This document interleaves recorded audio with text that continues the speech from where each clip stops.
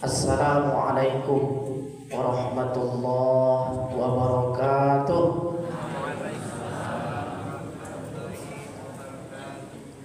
Alhamdulillahi rabbil alamin, wal aqibatu lil muttaqin, wala udwana illa 'alal zalimin. Asyhadu an la ilaha illallah wahdahu la syarika lah. Iyyahu na'budu wa iyyahu nasta'in. Wa asyhadu anna Muhammadan 'abduhu wa rasuluh al-mab'uts rahmatan lil 'alamin. Wa qala ta'ala fi ayatihil karim wa huwa asdaqul qailin. A'udzu billahi minasy syaithanir rajim. Bismillahirrahmanirrahim. Wa man yu'azzim sya'airallah fa innaha min taqwal qulub. Shadaqallahul azim. Amma ba'du. Hadirin Bapak Ibu kaum muslimin muslimat sidang jamaah subuh yang dirahmati oleh Allah Subhanahu wa taala. Bersyukur kita kepada Allah, alhamdulillahirabbil alamin. Berterima kasih kita yang sedalam-dalamnya. Allah Subhanahu wa taala masih melimpahkan kepada kita nikmat karunia yang tak pernah henti-hentinya. Allah Subhanahu wa taala masih membimbing kita dengan hidayahnya. Alhamdulillah. Maka mesti kita jaga hidayah dari Allah. Kita syukurkan, kita naikkan kualitasnya.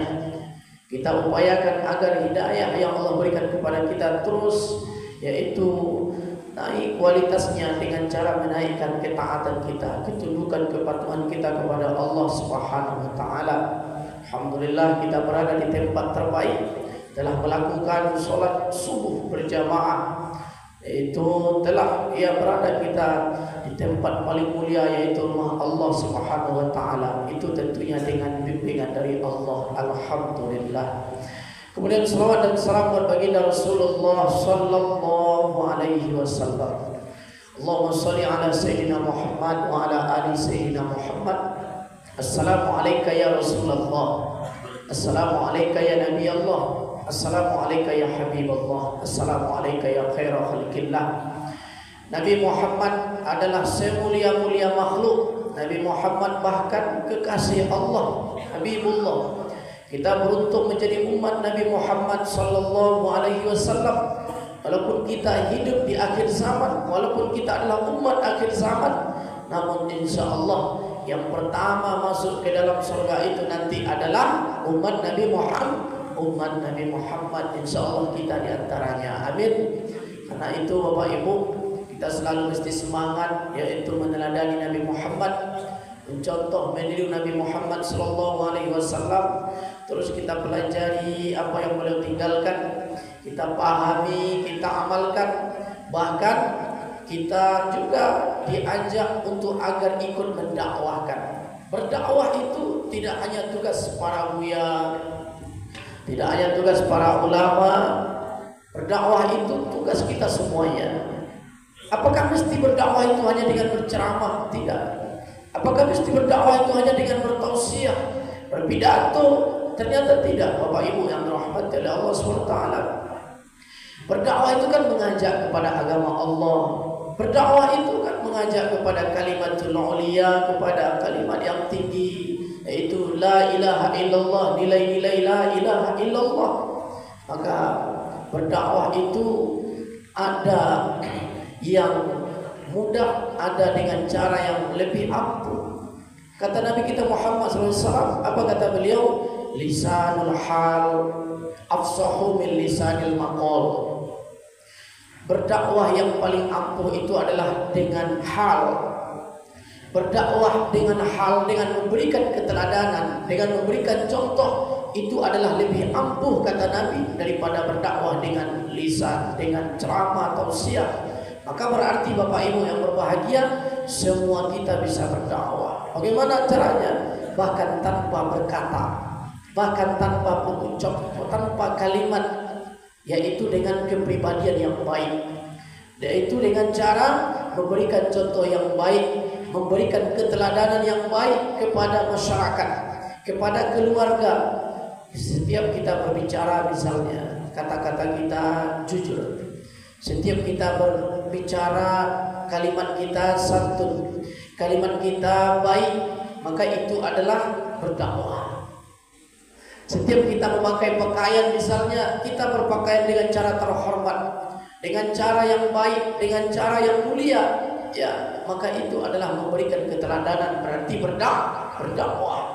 Setiap kita misalnya bergaul, pergaulan kita baik, cara kita bertetangga yang baik, kita sebagai kepala keluarga yang baik, ataupun anggota keluarga, seorang istri, suami misalnya, kita memainkan peran dengan cara terhormat, mulia, itu adalah berarti kita berdakwah. Artinya memberikan keteladanan yang baik, maka kita berarti meneladani, mencontoh, meniru Nabi kita Muhammad sallallahu alaihi wasallam. Banyak-banyak kita berselawat kepada Nabi, ucapkan salam.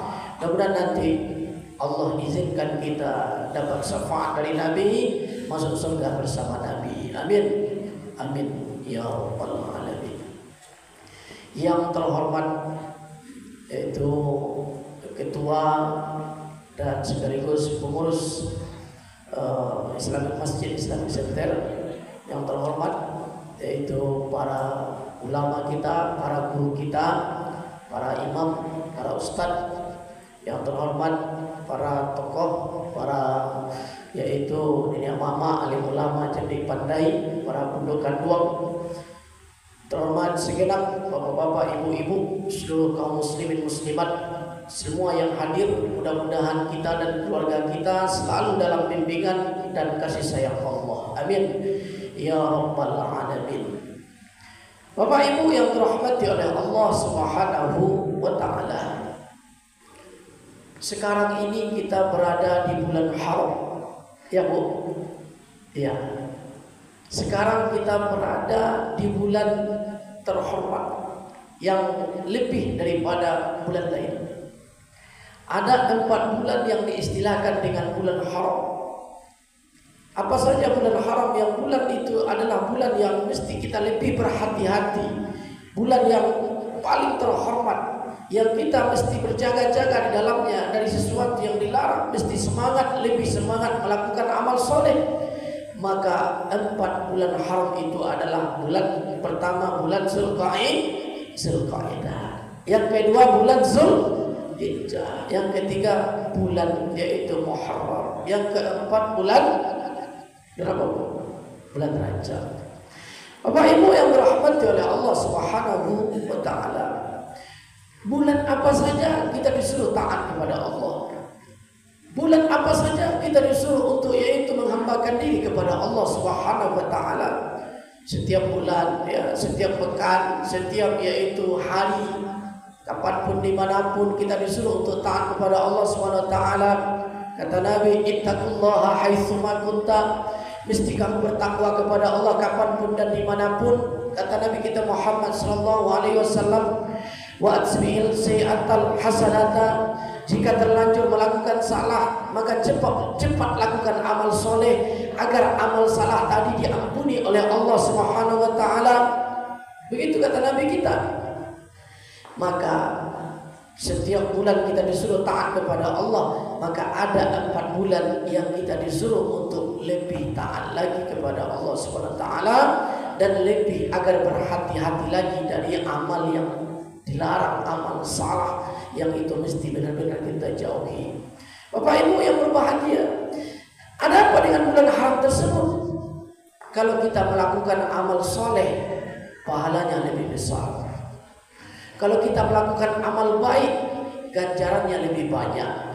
Kalau kita melakukan amal-amal terpuji, maka tentunya Allah lebih melipat gandakan pahala untuk kita, Bapak Ibu yang berbahagia. Tapi kalau kita melakukan amal salah, kita melakukan amal tercela, perbuatan yang dilarang oleh Allah, oleh Rasulullah sallallahu alaihi wasallam, maka ternyata dosanya juga lebih banyak. Bapak Ibu yang dirahmati oleh Allah, kita tingkatkan, kita naikkan kualitas amal soleh. Memang iman itu naik, kadang turun. Bagaimana melihat seseorang naik imannya, bertambah amal solehnya. Bagaimana melihat seseorang turun imannya, berkurang amal solehnya. Yang nampak adalah amal salah. Maka Bapak Ibu yang berbahagia, bulan haram, kita telah berada di bulan haram, bahkan kita sudah berada di akhir bulan haram pertama, bulan Zulqa'dah. Maka kita tentu lebih mesti hati-hati Bapak Ibu, ucapan-ucapan kita, perbuatan-perbuatan kita Bapak Ibu, pergaulan-pergaulan kita, ya, seluruh apa yang itu adalah dalam kepribadian kita upayakan adalah kehati-hatian ada dalam diri kita. Bapak Ibu yang dirahmati oleh Allah Subhanahu wa taala, juga disebutkan oleh Allah bahwa kita disuruh untuk menghidupkan syiar agama Allah. Apalagi di bulan haram, kita diperintahkan agar menghidupkan, agar ikut menampakkan hidupnya syariat Allah Subhanahu wa taala. Allah Subhanahu wa taala mengatakan dalam surah Al-Hajj, Allah katakan, a'udzubillahi minasyaitonir rajim. Bismillahirrahmanirrahim. Wa may yu'azzim sya'airallah fa innaha min taqwal qulub. Kata Allah, dan siapa saja yang menghidupkan syiar agama Allah, maka itu pertanda hatinya bertakwa, pertandanya dia bertakwa kepada Allah Subhanahu wa taala. Banyak syariat Allah, banyak syiar agama Allah, ya. Di antaranya adalah sebentar lagi kita akan berhari raya. Sebentar lagi akan kembali kita merayakan Aid kita. Kalau kemarin Idul Fitri, sebentar lagi Idul Adha. Maka apa syariat Allah dalam Idul Adha nanti? Tentunya yang paling identik, paling khas adalah ibadah kurban. Tentunya Bapak Ibu sudah banyak yang ikut berkurban. Alhamdulillah, berbahagialah kita ikut menghidupkan syariat Allah SWT, syiar agama Allah. Semakin banyak orang yang ikut berkurban, maka semakin nampak hidupnya syiar agama Allah. Maka semakin nampak ketaatan di lingkungan itu. Selain memang ibadah-ibadah yang lain juga menunjukkan hidupnya syiar agama Allah. Semakin banyak yang ikut berkurban, semakin nampak banyak yang semangat mengamalkan agama.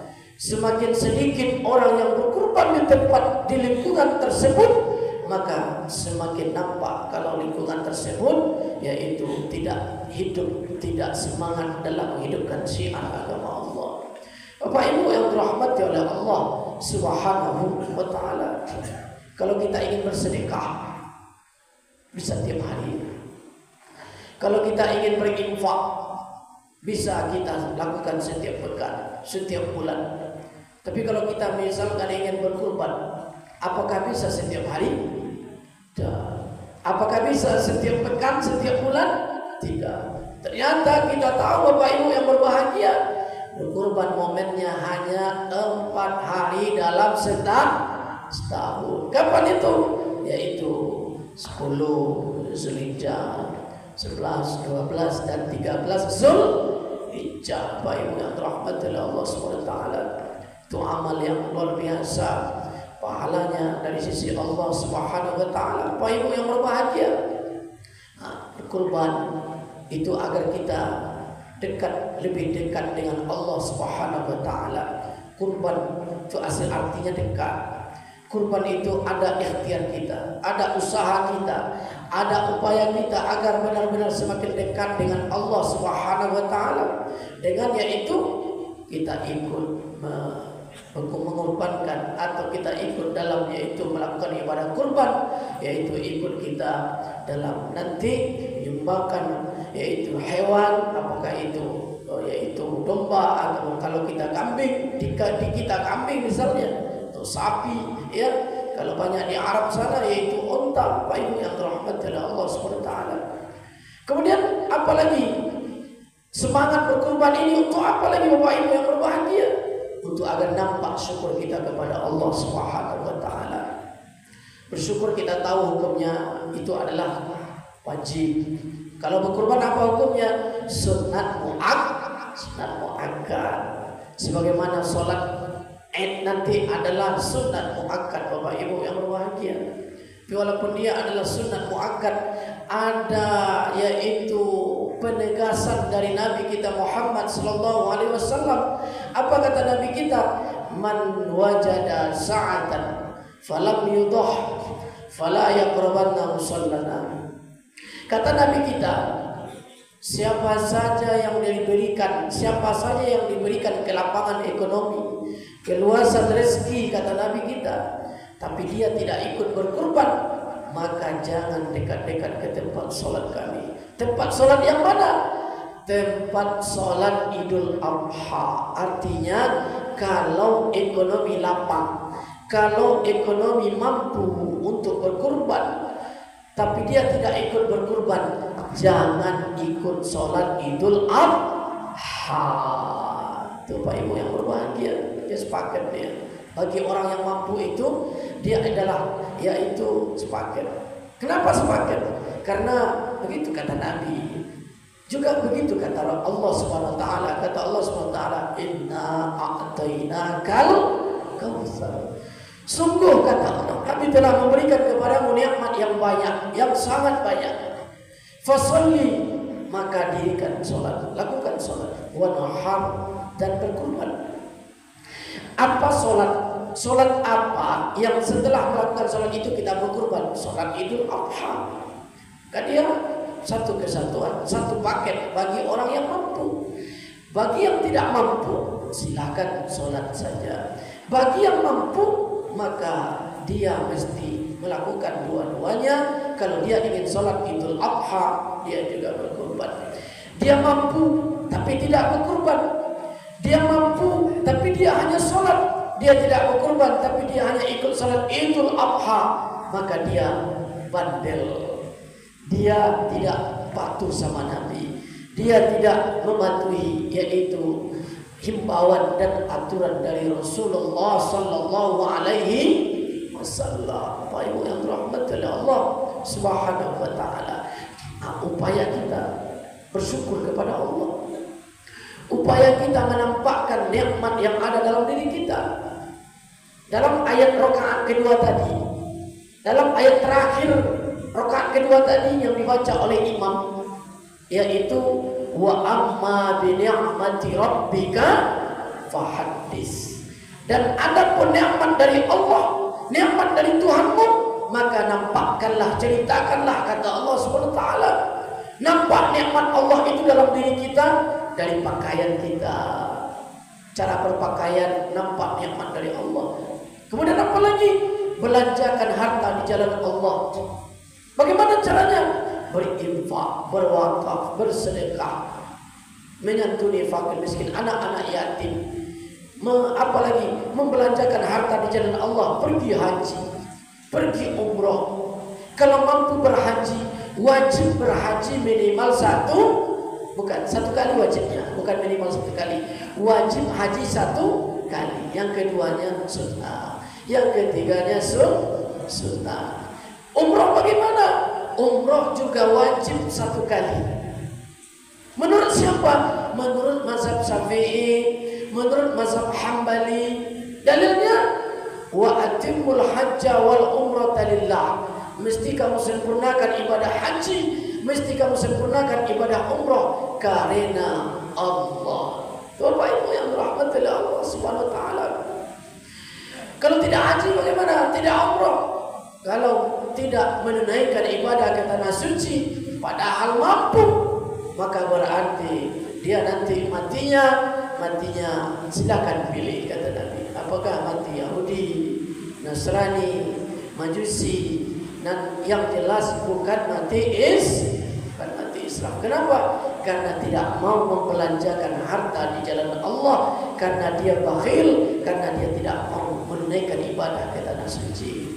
Pak Ibu yang dirahmati oleh Allah SWT, itu yang kedua, yaitu bentuk syukur kita kepada Allah Subhanahu wa taala. Syukur itu kan sesuatu yang memang harus nampak dalam diri kita. Syukur, tanda terima kasih kita pada Allah Subhanahu wa taala.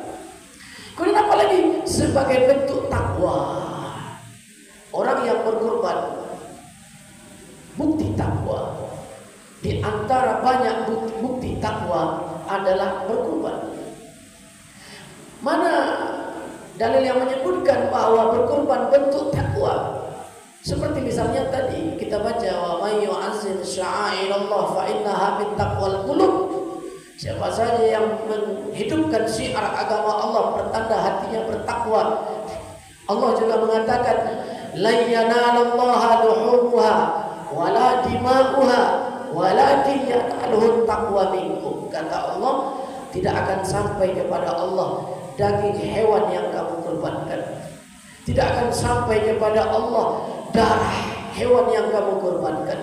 Yang sampai kepada Allah adalah takwa kamu berkorban atas dasar takwa, juga bukti takwa kepada Allah Subhanahu wa taala. Pak Ibu yang berbahagia, minimal kalau mampu satu keluarga itu satu orang berkorban. Kalau mampu lebih mampu lagi 2 orang, lebih mampu lagi bertiga, lebih mampu lagi, maka semuanya satu keluarga, semuanya anggota yang ikut berkorban. Alhamdulillah. Pak Ibu yang dirahmati oleh Allah SWT, ya Pak Ibu yang berbahagia, lebih banyak tentu lebih bagus, lebih banyak tentu lebih hidup syiar agama Allah Subhanahu wa taala.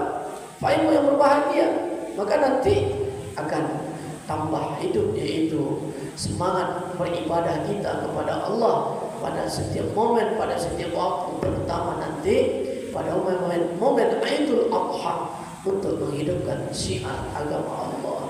Bapak Ibu yang dirahmati oleh Allah SWT, apalagi yang merupakan semangat kita untuk menghidupkan syiar agama Allah, terutama berkorban, yaitu untuk membunuh sifat-sifat hewan yang ada dalam diri kita, sifat-sifat kebinatangan yang ada dalam diri kita. Ada kadang sifat manusia itu rakus, ada kadang buas, suka mengganggu orang, suka yaitu menyakiti, menzalimi, suka menganiaya orang, atau misalnya memakan hak orang, mengurangi hak orang. Pak Ibu yang berbahagia, macam-macam sifat hewan yang ada dalam diri manusia kita hilangkan. Upaya menghilangkannya adalah salah satunya dengan berkorban, disembelih hewan kurban, maka juga dihilangkan. Itu adalah akan hilang sifat-sifat hewan, sifat-sifat binatang yang ada dalam diri manusia. Tentunya mesti dikorbankan itu harta halal. Kalau dari korupsi misalnya, ya tidak akan hilang, ya Bu.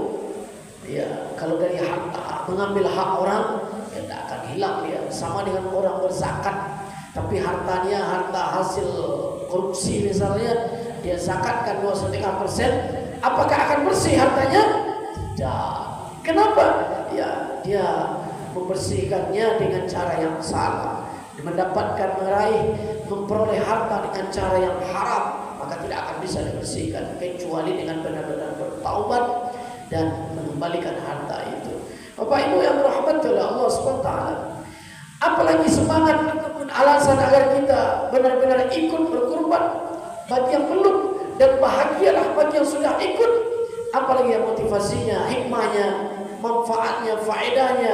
Berikutnya adalah menunjukkan, menampakkan bukti kita adalah memiliki jiwa sosial, memiliki yaitu sosial yang bagus, empatinya bagus dalam bersosial. Pak Ibu yang berbahagia, hewan kurban itu pemanfaatannya, sasarannya itu untuk 3 sasaran. Yang pertama untuk yang berkurban, silakan nanti misalnya dibagi oleh panitia untuk kita 2 kilo per peserta, atau 2,5 kilo atau berapalah. Kita ikut misalnya satu keluarga 3 orang, kali 3 kilo, 3 kali 3 9, atau 4 orang, 4 kali 3 12 kilo. Boleh itu? Boleh. Panuh kulkas, ya nak? Panuh kulkas 2 pintu, 2 bulan dah habis-habis. Boleh? Boleh. Pak Ibu yang berbahagia. Kenapa?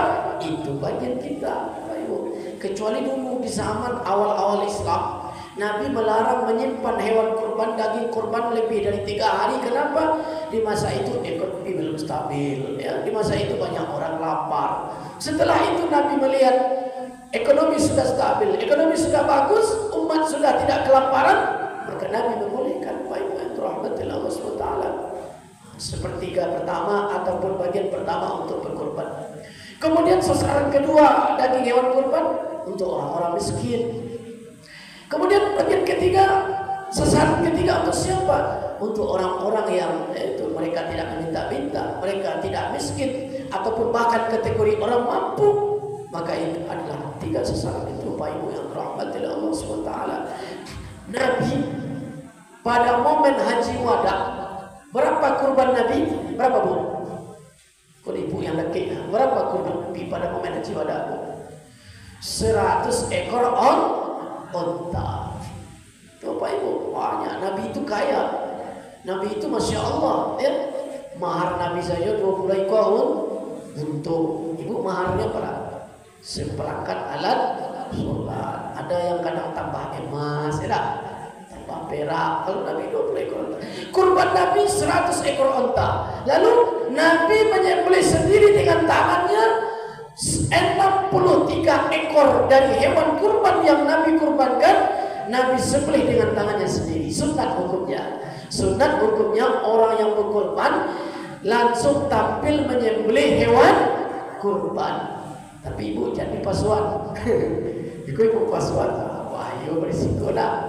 Tentunya yang menyembelih mesti yang punya ilmu, mesti yang punya skill, mesti yang punya keberanian, mesti yang dia itu berzikir kepada Allah, ya. Berkurban, menyembelih hewan kurban, bahkan menyembelih setiap hewan dengan berzikir, dengan membaca nama Allah. Bismillahirrahmanirrahim, Allahu Akbar.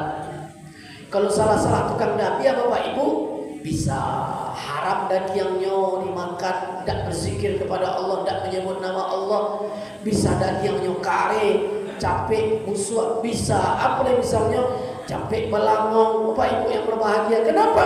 Karena orang yang menyembelihnya tidak pandai, tidak berilmu. Bapak Ibu yang rahmatillah Allah SWT. Maka Nabi menyembelih 63 ekor. Kemudian yang lebihnya siapa yang menyembelihnya? Diserahkan oleh Nabi kepada Sayyidina Ali. Sayyidina Ali yang menyembelih, disembelih oleh Sayyidina Ali. Yang lebihnya, berapa lebihnya itu, Bu? 37 ekor lagi disembelih oleh Sayyidina Ali. Kemudian apa dipesankan?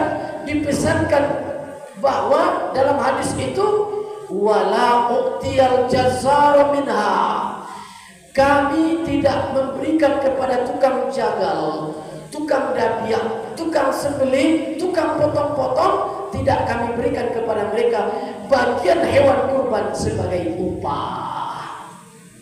Kadang kan ada sebagian tampek Bapak Ibu, upah untuk tukang sembelih itu diambil dari daging, kadang diambil dari kulit, kadang diambil dari kepala, kadang diambil dari bagian paruh. Apakah boleh kalau itu diberikan sebagai upah? Niatnya upah, hukumnya haram. Bapak Ibu yang berbahagia, kenapa haram? Itu kan adalah sudah diniatkan ibadah, sudah diniatkan karena Allah, ya, karena diniatkan untuk ibadah. Kenapa diambil lagi untuk berterima kasih kepada orang yang menolong pekerjaan kita? Harusnya bagaimana? Kata Nabi, nahnu nu'ti min indina, kami berikan kepada tukang potong, tukang jagal, tukang dabiah itu sebagai upah dari kantong kami pribadi. Itu kata Nabi kita Muhammad sallallahu alaihi wasallam. Sebagai upah hukumnya haram. Tapi kalau ditukar niatnya mulia, kalau ditukar niatnya mulia, karena niat itu paling penting. Sebagai hadiah mulia. Ustaz, sebagai apa lagi? Sebagai sedekah. Kalau dia kurang mampu, miskin, mulia. Nah itu, karena niat itu penting. Sembahyang subuh niatnya sangat pengaruh, sah atau tidak, bagus atau tidak. Bapak Ibu yang dirahmati oleh Allah SWT. Tapi banyak prakteknya itu adalah sebagai upah. Tidak Bapak Ibu yang dirahmati Allah SWT. Makanya ada uang operasional. Apa itu misalnya? Misalnya kurban di tempat kita misal berapa Bu? 3 juta. Oh 27 sudah elok. Yang makin mahal makin banyak pahala. 27 apa Ibu? Nah 27. Kalau habis 27 itu untuk kurban untuk sapi, maka mesti ada operasionalnya 100.000 ya per satu peserta misalnya. Tapi kalau sudah ada di dalam itu langsung sudah disisihkan, sudah ada di situ dianggarkan untuk langsung operasionalnya, ya silakan. Yang penting upahnya tidak dari bagian daging kurban tersebut. Bapak Ibu yang dirahmati oleh Allah Subhanahu wa taala, kurban. Maka kita hidupkan syiar agama Allah Subhanahu wa taala. Benar-benar kita periksa, mungkin masih belum terlambat bagi yang belum ikut, belum bergabung. Mungkin belum lagi masih ada waktunya untuk mendaftar, maka ikut mendaftar. Kadang ada sebagian pendapat dalam masyarakat, apa pendapatnya? Ampunlah 7 kali berkurban, lah sempurna, nah ikut yang mau berkurban lain. Itu pendapat yang salah. Ada perlu kayak gitu. Bagaimana itu? Itu adalah kadang itu semangat yang salah, pendapat yang salah. Kenapa? Karena berkurban itu sampai mati, sampai selagi masih hidup, selagi diberi kemampuan, kelapangan oleh Allah SWT, kita ikut berkurban. Ada lagi yang mengatakan seperti ini, anak ambo alun akikah, kami alun akikah, kami tidak berkurban. Itu Bapak Ibu berbahagia. Ini pendapat yang salah. Akikah dan kurban tidak saling menghalangi, tidak ada saling ketergantungan. Kecuali awak yang mengumrohkan umrah, awak alun umroh, tidak boleh. Awak yang menghajikan orang tua, awak alun haji, tidak boleh. Itu apa yang berbahagia. Itu makanya salah satu ilmu, salah satu pengetahuan yang harus ada pada diri kita pada momen haji. Misalnya apa itu? Misalnya orang tua meninggal, porsi hajinya alun dipakainya, dilimpahkan kepada kita sebagai anak, sebagai pasangan. Maka kita belum haji, boleh kita pergi haji dengan kuota, dengan yaitu porsi beliau, tapi tetap dia mesti dihajikan. Apakah kita berangkat lagi? Atau misalnya kita cari ustadz kita cari di sana orang-orang yang bisa menghajikan, membadalkan. Bapak Ibu berbahagia. Kadang ada sebagian masyarakat dia dapat limpahan kuota haji dari keluarganya yang baru meninggal, maka dia berhaji tapi dia tidak hajikan keluarganya yang meninggal tersebut. Itu salah. Bapak Ibu yang dirahmati Allah SWT. Kalau kita belum haji, berangkat kita dengan kuota haji keluarga kita yang itu adalah porsi dia, mesti dia kita hajikan. Apakah kita berangkat lagi atau kita cari orang yang menghajikannya? Tuh, kalau berangkat pulau balik, menunggu pulau 10 tahun baru boleh daftar. Tiba acaranya, ya carilah. Apakah lewat ustaz kita, imam masjid kita, beliau kan dari Mesir, ya kan, dari Yaman, tuh kawan-kawannya banyak di sana. Atau kawan-kawan Ambo banyak ada Bu. Kawan-kawan beliau saja, kawan-kawan Ambo banyak ada Pak Ibu.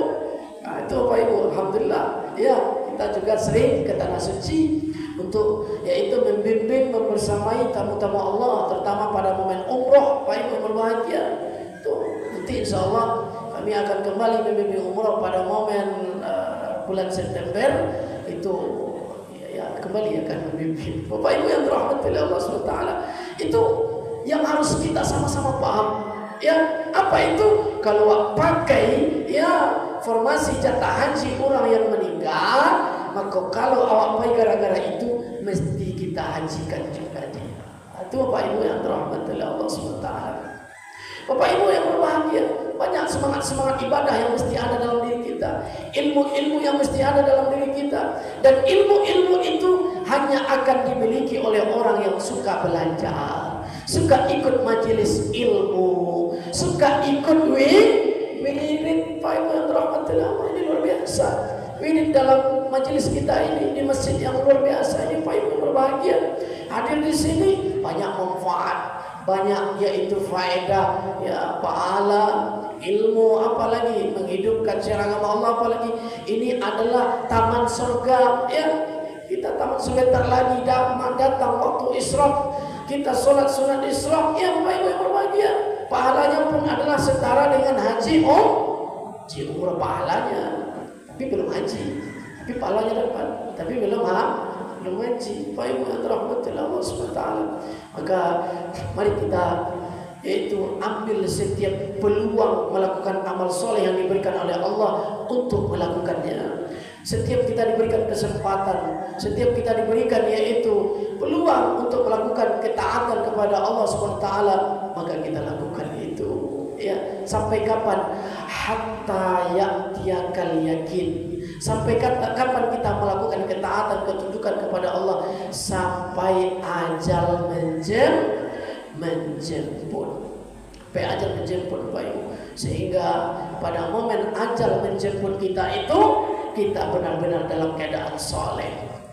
Apakah kemarin kita tidak soleh? Apakah dulu kita tidak taat kepada Allah? Yang dilihat itu adalah sekarang. Kalau dulu taat, sekarang taat, Masya Allah. Kalau dulu soleh, sekarang soleh, Alhamdulillah.